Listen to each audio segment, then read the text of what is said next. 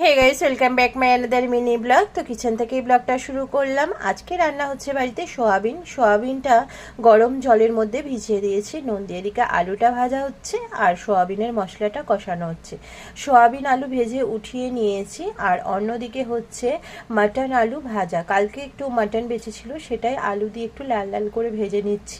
সোয়াবিনের মশলাটা অলমোস্ট কষানো হয়ে গেছে। এবার সোয়াবিন আলু ভাজাগুলো দিয়ে ভালো করে কষিয়ে নিয়ে জল দিয়ে দেবো।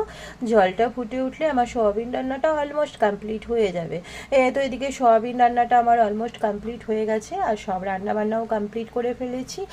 এদিকে ভাজাটার ফাইনাল লুক। এদিকে রয়েছে ভাত, সোয়াবিন আলুর তরকারি আর রয়েছে মাটন আলু ভাজা।